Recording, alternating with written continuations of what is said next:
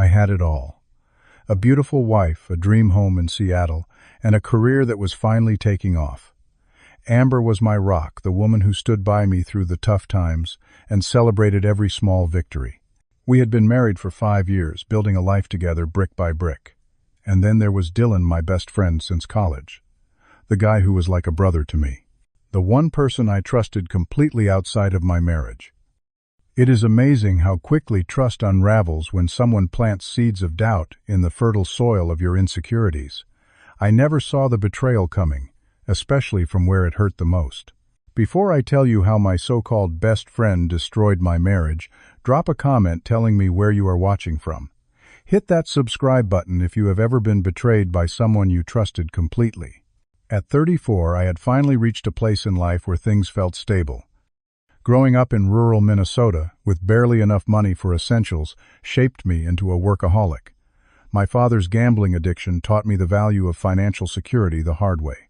I watched my mother work 3 jobs while my dad disappeared for days, returning with empty pockets and hollow promises. I swore I would never put anyone I loved through that kind of uncertainty. That drive pushed me through architecture school, surviving on ramen and determination. My first job paid barely enough to afford a shoebox apartment with questionable plumbing, but I saved every penny possible. 6 years of 70-hour work weeks later, I had established myself as a reliable architectural designer, specializing in sustainable urban housing. The promotion to project manager came with a salary bump that finally allowed me to put a down payment on a modest house in a quiet Seattle suburb. Through it all, honesty became my cornerstone. When you grow up with a father who spins elaborate tales to cover his tracks, you learn to value truth. My colleagues knew me as the guy who would deliver bad news straight rather than sugarcoating it. My friends appreciated that they always knew where they stood with me. It was this reputation for honesty that made what happened later so much more devastating. I met Amber during a volunteer weekend with Habitat for Humanity. While I was struggling to level a beam, she walked over and without a word handed me the tool I actually needed. When I looked up to thank her, I was struck by her confident smile and the flecks of gold in her hazel eyes. She wore no makeup, her auburn hair pulled back in a practical ponytail, and somehow managed to look stunning, even in a dust-covered t-shirt.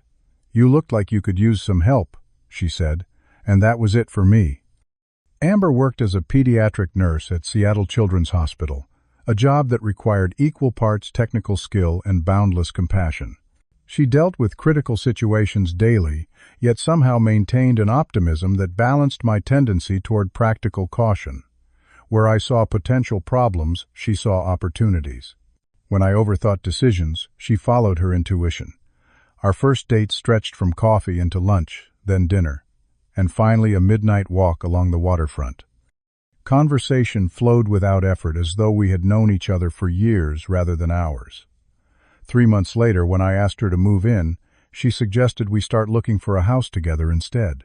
Our autumn wedding in Washington wine country was everything we had hoped for, intimate, surrounded by vineyards turning golden in the October Sunday.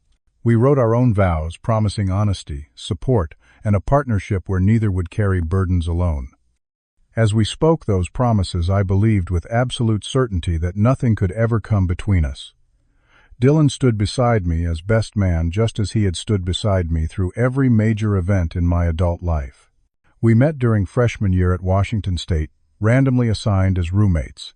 He was everything I was not: outgoing, spontaneous, confident in social situations. Somehow, despite our differences, we became inseparable. When my father died during junior year, leaving behind nothing but gambling debts and regrets, Dylan was there. He drove me back to Minnesota, sat through the sparse funeral, and helped me sort through the meager belongings. When I discovered my father had taken out a loan in my name, Dylan loaned me the money to pay it off, refusing interest or a payment schedule. "Just help someone else someday," he had said. That was the kind of friend he had always been, the brother I never had, the person I trusted without question. So when Dylan went through a difficult divorce after 8 years of marriage, there was no hesitation when Amber and I offered him our guest room. "Just until you get back on your feet," I told him, patting his shoulder as he moved in his 2 suitcases and laptop. I would not be imposing. For more than a couple weeks he promised, gratitude evident in his voice. Just need to find a new apartment and sort things out. Those couple of weeks stretched into months. Dylan claimed the rental market was impossible, that his ex was dragging out the financial settlement, that his job search was taking longer than expected. Amber and I never pressed him. After all, what kind of friends would we be if we rushed someone who had always been there for us? The first sign something was wrong came so subtly, I nearly missed it. Dylan casually mentioned over dinner that Amber's hospital schedule seemed to be changing a lot lately.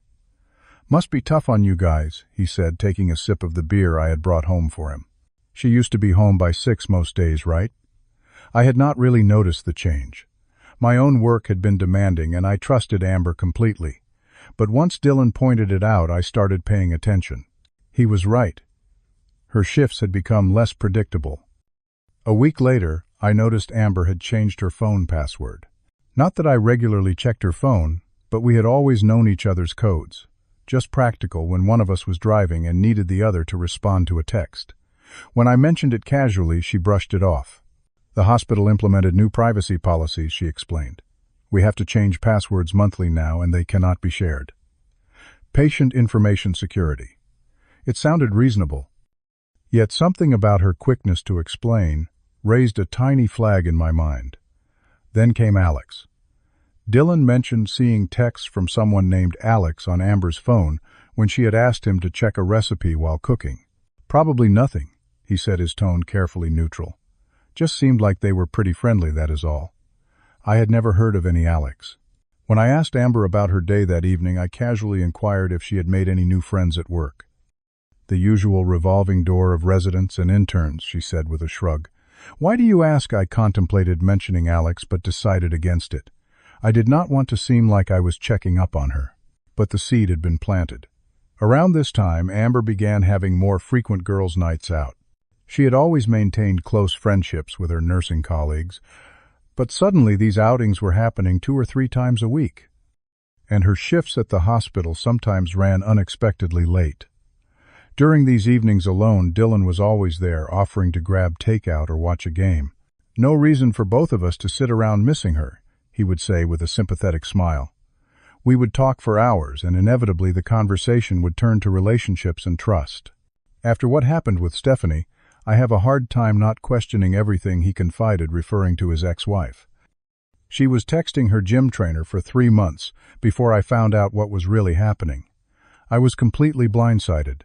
He never directly suggested Amber might be doing the same, but the parallel hung in the air between us. When I defended Amber, saying she would never lie to me, Dylan would quickly agree. Of course not. Amber is different.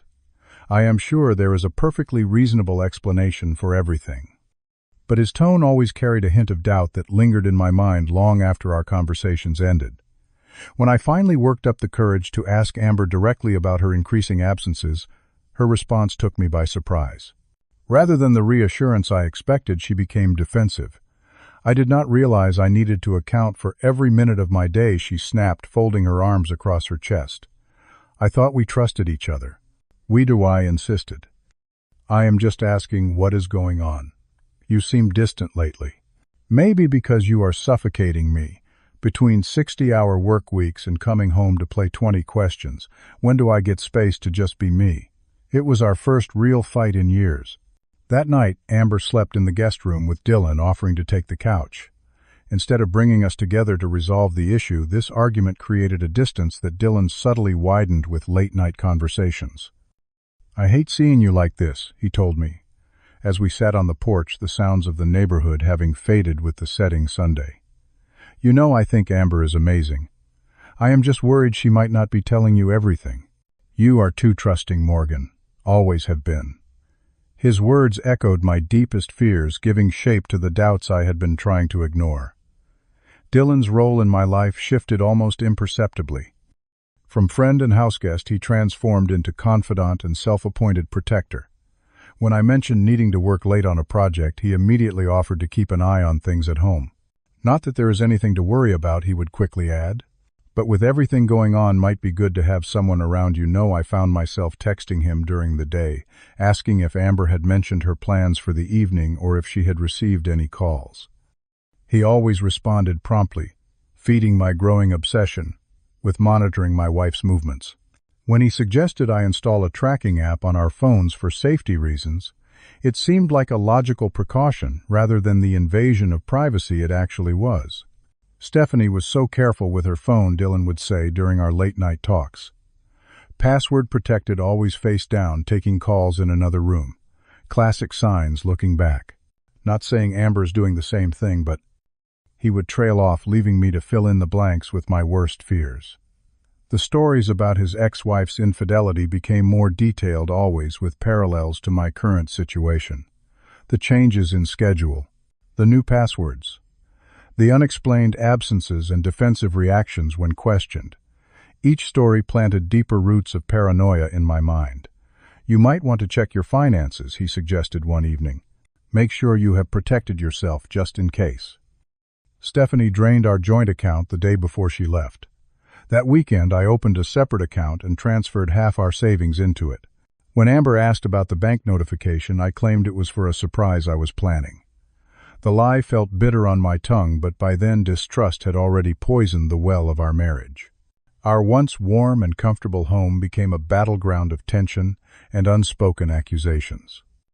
Dinner conversations turned into interrogations, thinly veiled as casual questions. "How was work today? Busy? Anyone interesting come in? Did you really need to stay 2 hours after your shift ended? Who kept texting you during dinner?" Each question made Amber withdraw further, her eyes filling with hurt and confusion. "What is happening to us?" she asked one night, tears streaming down her face. "Why do you suddenly not trust me?" I could not articulate that my suspicion had no concrete foundation, just a growing pile of circumstantial evidence and whispered doubts from a trusted friend. Instead, I deflected, accused her of being secretive, of changing. Dylan often positioned himself as the mediator during these arguments, somehow always taking my side while appearing reasonable to Amber. "I can see both perspectives," he would say diplomatically. "Morgan is just worried because he loves you so much, Amber. And Morgan, I am sure Amber has good reasons for everything. Maybe you could both be more transparent." His suggestion always made it seem like the burden of proof lay with Amber while I was merely a concerned husband. With each argument, Amber retreated further into herself, picking up extra shifts that kept her away from home for 12 or 14 hours at a time. Then came the evidence. A series of small discoveries that, viewed through my lens of suspicion, seemed to confirm everything Dylan had implied. First were the photos. Dylan showed me pictures of Amber having lunch with a man I did not recognize. "I was downtown for a job interview and saw them by chance," he explained. "They seemed pretty friendly. Thought you should know." In the images, Amber was smiling, leaning slightly forward, engaged in what appeared to be intimate conversation. Nothing definitively inappropriate, but the knot in my stomach tightened. Next came screenshots of text messages Dylan claimed to have glimpsed while borrowing Amber's phone to call his insurance company when his own battery died. The messages were from Alex and included phrases like, "Can't wait to see you again," and "Our secret is killing me." When I questioned whether he should have been looking at her messages, Dylan appeared wounded. "I thought you would want to know." "I would want someone to tell me." The hotel charge appeared on our credit card statement a week later. Dylan discovered it while helping me organize receipts for tax purposes. A single night at a downtown Seattle boutique hotel on a day Amber had claimed to be working a double shift. When confronted, Amber seemed genuinely confused, insisting there must be a mistake. "Call the credit card company," she urged. "It has to be fraud." But before I could, Dylan suggested something else. "What if we hire someone to follow her just for a day or two? Then you would know for sure." The suggestion shocked me back to reality momentarily. "That feels extreme," I said hesitantly. "Is it though?" Dylan countered. "What if it gives you peace of mind, or confirms what you already suspect? Would you not rather know the truth?" The breaking point came on a rainy Tuesday evening. Amber had been scheduled to work until 7, but texted to say she would be late. By 9, with no further updates, my imagination was running wild. Dylan sat with me in the kitchen, nursing beers and feeding my darkest thoughts. When Amber finally walked through the door at 11 rain, soaked and exhausted, I exploded. I confronted her with everything. The photos, the text, the hotel charge, the late nights. I accused her of lying, of betraying our vows, of making a fool of me. her face already pale from fatigue, drained of remaining color. "What are you talking about?" she whispered, shock evident in her voice. "None of that is true." "Stop lying," I shouted, slamming my hand on the counter. I have seen the evidence. Tears welled in her eyes, but for the first time anger matched her hurt. "What evidence?" "Show me." I thrust my phone at her, showing the hotel charge. She stared at it in disbelief. "I never stayed at any hotel. Someone must have stolen my card information." And the texts. The secret meetings, Alex. Each accusation felt like tearing out a piece of my own heart. "Alex is Alexandria Peters. She is a travel agent," Amber cried, her voice breaking. "And I have not been having any secret meetings." But months of suspicion had hardened my heart against her explanations. When Dylan stepped in, his voice calm and reasonable compared to our emotional shouting, he seemed like the only rational person in the room. "Maybe you both need some space," he suggested. "This is getting out of hand." "Space is exactly what I need," Amber said, wiping tears from her cheeks. "I cannot believe you think I would cheat on you, after everything we have been through together." She packed a bag while I stood frozen in the hallway, torn between anger and the terrifying feeling that I was making a catastrophic mistake. Before leaving, she paused at the door. "I am staying at Jenna's. When you are ready to trust me again, the real me, not whatever version of me you have created in your head, call me." As the door closed behind her, Dylan placed a comforting hand on my shoulder. "Give her some rope," he advised quietly. "If she is telling the truth, she will fight for your marriage. If not—" He left the thought unfinished, but his meaning was clear. The following weeks passed in a blur of isolation and depression. I called in sick to work, unable to focus on anything beyond my crumbling marriage. Dylan handled communication with Amber, claiming it would be healthier for me to maintain distance until things calmed down. She is asking for time to think, he would report after alleged phone calls with her. She seems confused about what she wants. Friends tried reaching out, colleagues asking why I had disappeared, neighbors dropping by with concerned questions. Dylan intercepted them all, explaining I was going through a difficult time and needed space. He screened my calls, monitored my emails, all under the guise of protecting me from further pain. "Have you considered talking to a lawyer?" he suggested one evening 3 weeks after Amber left. "Just to understand your options. I know a good one who helped me through my divorce." The word divorce hit me like a physical blow. Despite everything, I had not allowed myself to consider that our separation might become permanent. But Dylan made it sound inevitable, a foregone conclusion I simply had not accepted yet. I sank deeper into depression, barely eating, sleeping at odd hours, neglecting basic self-care. And through it all, Dylan remained taking care of the house, bringing me food I barely touched, assuring me I would get through this with his help. It was during tax season, nearly 2 months after Amber left, that I found it.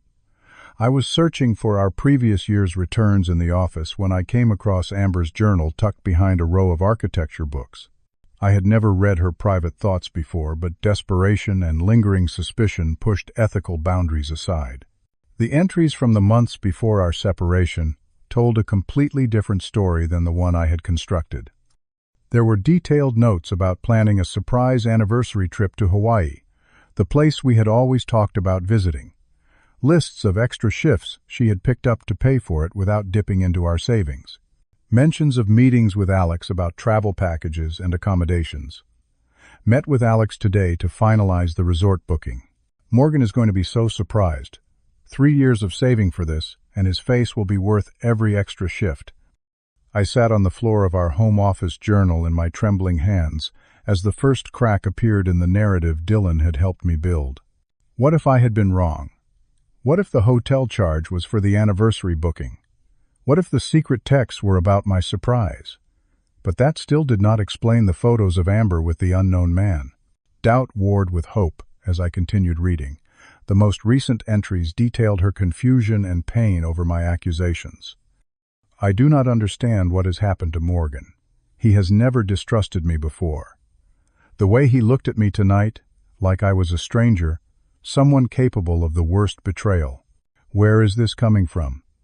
Is it work stress or something else?" And then a line that stopped my heart. "Dylan seems to be the only one who can reach Morgan these days. He keeps offering to talk to me on Morgan's behalf. Something about it feels wrong, but if it helps save my marriage. A cold feeling settled in my stomach. I closed the journal and sat in silence, trying to make sense of the discrepancies between what I had believed and what Amber had written.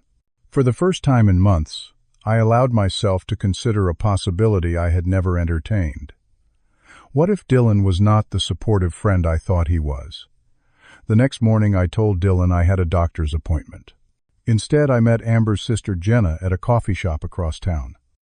When she saw me, her expression hardened with protective anger. "You have a lot of nerve showing up now," she said, refusing my attempted hug. "Do you have any idea what you have put her through? I need to understand what is happening," I admitted. "I think I might have made a terrible mistake."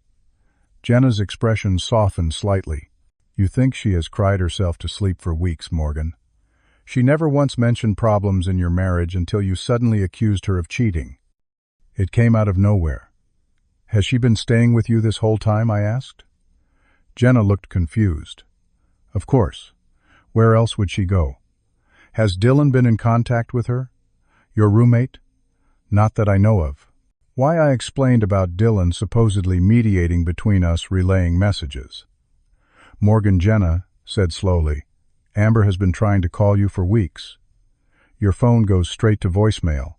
She has sent dozens of texts. The only response she ever got was a message saying you needed space and all communication should go through Dylan. My blood ran cold. I never sent that. That afternoon I checked my phone settings and discovered call forwarding had been activated to a number I did not recognize.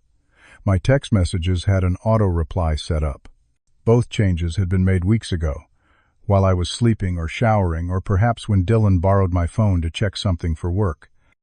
I began my investigation in earnest, careful not to alert Dylan to my suspicions. While he was out for a job interview, an increasingly frequent excuse that never seemed to lead to actual employment, I accessed his laptop. He had left it open on the kitchen table, another uncharacteristic oversight from someone usually protective of his privacy. What I found sickened me. A folder of photos, many clearly manipulated in Photoshop. The lunch photos he had shown me were edited. The original images showed Amber with a woman, not a man. The Alex texts were mock-ups created to look like screenshot messages. An unsent email draft to Amber contained a rambling confession of feelings dating back to our wedding day. Most disturbing was a folder of surveillance photos of Amber going back months, leaving workshopping, meeting friends, all taken without her knowledge. A digital stalking campaign that made my skin crawl. Bank statements showed no evidence of job interviews or apartment hunting. Dylan had not been looking for work at all. Voice memos revealed the most damning evidence. Recordings of him practicing conversations, rehearsing ways to plant doubts about Amber, strategizing how to isolate me from others. "Morgan trusts too easily," his voice said in one recording. "He will believe whatever I tell him about her if I frame it right." The betrayal cut deeper than anything I had ever experienced. This person I had considered a brother had systematically destroyed my marriage for his own purposes. The realization brought a clarity I had not felt in months, burning away the fog of manipulation and gaslighting. I needed to confront Dylan, but I needed protection. I installed a recording app on my phone and waited for his return, rehearsing what I would say, how I would maintain calm while extracting the truth. When he walked through the door that evening, I was sitting at the kitchen table nursing a beer, projecting the same defeated posture he had grown accustomed to. "How was the interview?" I asked casually. "Promising," he replied with his usual optimism. "They want me back for a second round next week." "That is great," I said, sliding a beer toward him. "I have been thinking about reaching out to Amber directly. It has been long enough." His face flickered with something, concern, panic, before settling back into supportive friend mode. "Are you sure that is a good idea? She has been pretty clear about wanting space." "Has she?" "I would like to hear that from her directly." "Trust me," he said, the irony of his words not lost on me. "It would only make things harder right now." I took a deep breath. "The thing is, Dylan, I found Amber's journal today." His hand tightened around the beer bottle. "Yeah. What did it say?" "Interesting stuff about anniversary surprises, hotel bookings. A travel agent named Alexandria, Alex. Dylan recovered quickly. People write fiction in journals all the time, Morgan. Ways to justify their behavior to themselves. And the photos you showed me of Amber with that man. Funny thing, I found the originals on your laptop. The ones where she is clearly having lunch with a woman, not a man. The mask slipped, then his expression hardening. You went through my computer just like you went through my wife's phone. Created fake texts. Set up call forwarding on my phone. Each accusation landed like a physical blow, his face revealing the truth before he could formulate. Denials. You do not understand, he said, finally voice low. I was trying to protect you. Protect me from what my happy marriage. From being blind, he snapped, facade cracking. She was never good enough for you. Never. I watched you settle for someone who could never appreciate who you really are. And you decided to destroy that because I have been there for you for 15 years. 15 years, Morgan. Where was she when your father died? Where was she when you could not pay your tuition? I was the one who always took care of you, the possessiveness in his voice. Chilled me. This was not about protecting me. It was about owning me. You manipulated me. You lied about my wife. You destroyed my marriage. I saved you, he shouted, standing now, beer forgotten. She was going to hurt you eventually. Everyone does. I just accelerated the inevitable. You are recording this, are not you? He asked, suddenly eyes darting to my phone on the table. You sneaky son of a bitch. He lunged for the phone. I anticipated the move, but not the violence behind it. We crashed into the kitchen counter, Dylan's face contorted with rage I had never witnessed before. This was not my friend. This was a stranger wearing my friend's face. Give me the phone, he demanded, trying to pin my arm. I pushed back, using my height advantage to keep him at bay. It is over, Dylan. Get out of my house. Not without that recording. His elbow connected with my jaw, a deliberate strike that startled me with its intent to harm. I defended myself while reaching for my phone to call 911. Dylan realized what I was doing and made a desperate grab, knocking a chair over in the process. The operator answered as we struggled, and I managed to shout our address before Dylan knocked the phone from my hand. They will never believe you, he hissed, scrambling to find where the phone had fallen. It will be your word against mine. Who is more credible? The unstable husband who drove his wife away, or the friend who has been taking care of him? His search for the phone gave me the opening I needed. I backed toward the front door, putting distance between us. It is not just my word. I have the journal, the original photos, your voice recordings. It is over. The realization that he had lost control of the situation changed something in Dylan. He grabbed his car keys from the counter. This is not over. You will regret this. As he rushed toward the door, sirens wailed in the distance. The police had responded to my partial 911 call with remarkable speed. Dylan heard them too, hesitating with his hand on the doorknob. In that moment I saw the truth of our 15-year friendship, a calculated investment by someone who had always seen me as a possession rather than a person. The depth of the betrayal was breathtaking. 2 police officers arrived as Dylan tried to push past me.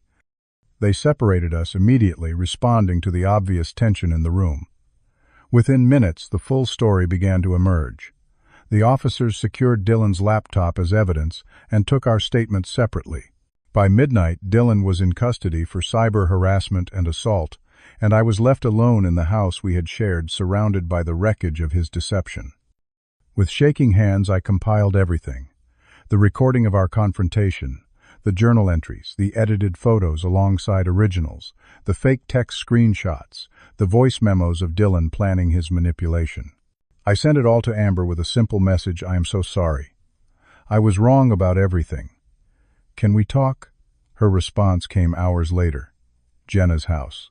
Tomorrow, 2 p.m. The 20 hours between sending that evidence and standing on her sister's porch were the longest of my life.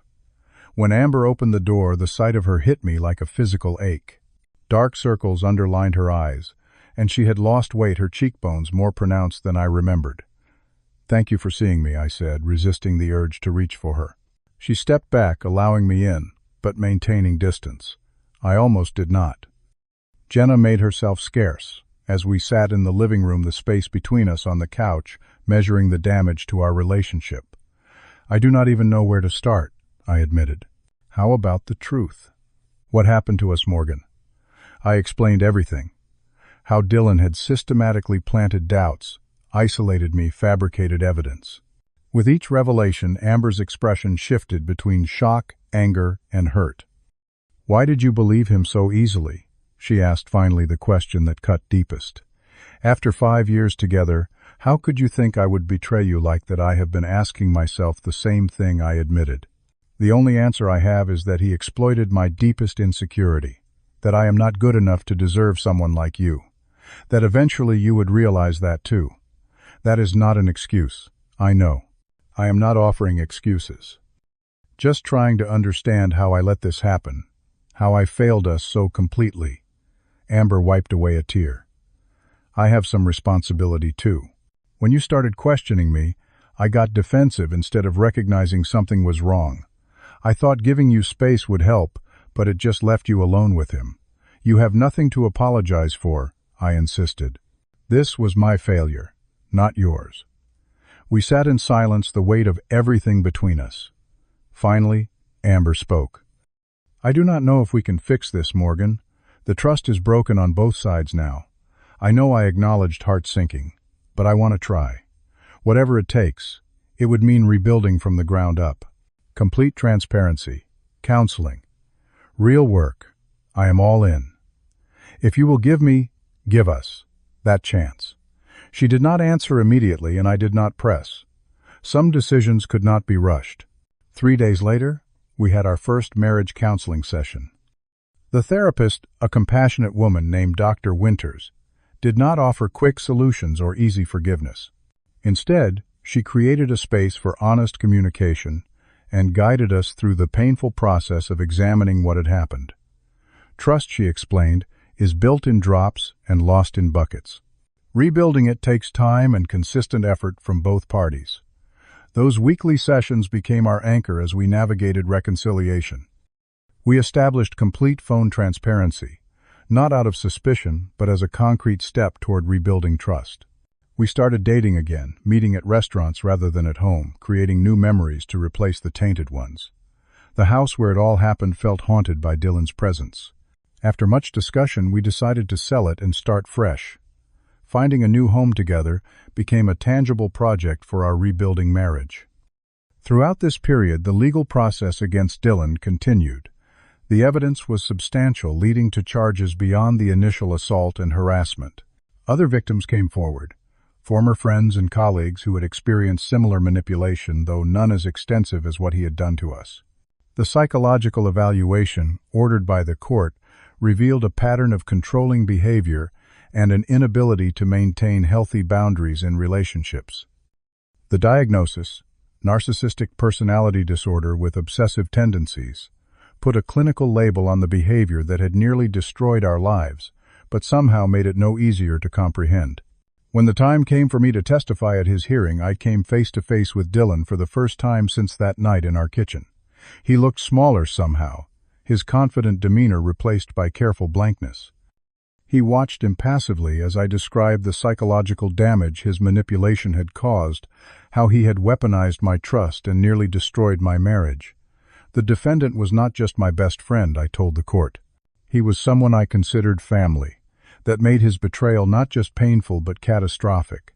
It has made me question my own judgment, my ability to trust my perceptions, and my worthiness of honest relationships.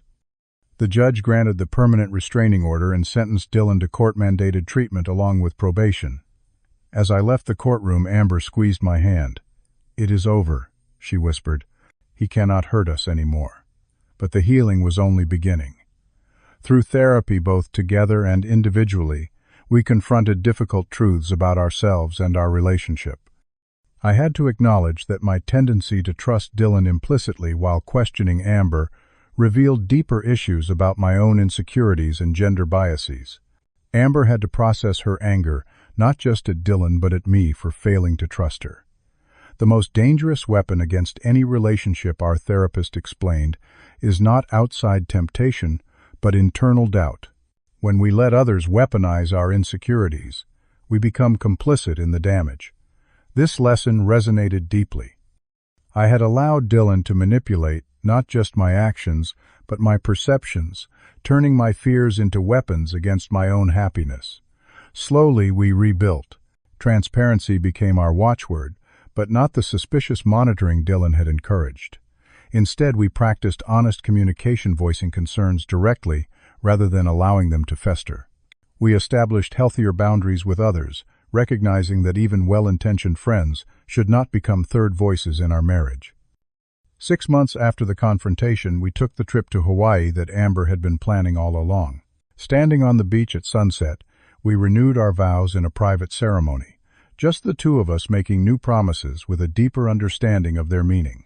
I promised to trust not just you, but us. I vowed, holding her hands in mine as waves lapped at our feet, to remember that real love requires both faith and verification, asking questions directly rather than seeking answers elsewhere. Amber squeezed my hands. I promise to recognize when something is wrong and face it head-on, not withdraw. To remember that space between us only creates room for misunderstanding. After returning home, we found ourselves unexpectedly helping other couples recognize toxic influences in their relationships. Our story, painfully personal as it was, seemed to resonate with others who had experienced similar triangulation or faced trust challenges. Despite everything we had been through, or perhaps because of it, we decided to start the family we had always planned. The future still held uncertainties, but we faced them together with hard-won wisdom and rebuilt trust. Trust, I learned, is both more fragile and more resilient than I ever imagined. It can be shattered by persistent doubt and deliberate manipulation, yet rebuilt through consistent honesty and shared purpose. The experience changed me fundamentally, making me more discerning but not more cynical, a critical distinction. Sometimes I still wake in the night, remnants of doubt flitting through my mind. But now, instead of nurturing those thoughts in silence, I reach for Amber's hand in the darkness. The simple act of connection dispels the shadows Dylan worked so hard to create. Perhaps the deepest lesson from this betrayal is that sometimes we must lose trust completely to build something stronger in its place. Like a bone that heals stronger at the break, our marriage now stands on a foundation tested by fire and rebuilt with intention. Have you ever had someone close to you betray your trust? How did you know when to forgive and when to walk away? Drop your story in the comments below, and do not forget to like and subscribe if this resonated with you. Sometimes sharing our darkest moments helps others find their way back to the light. Thank you for listening, and remember, trust should be verified, not blind. Until next time.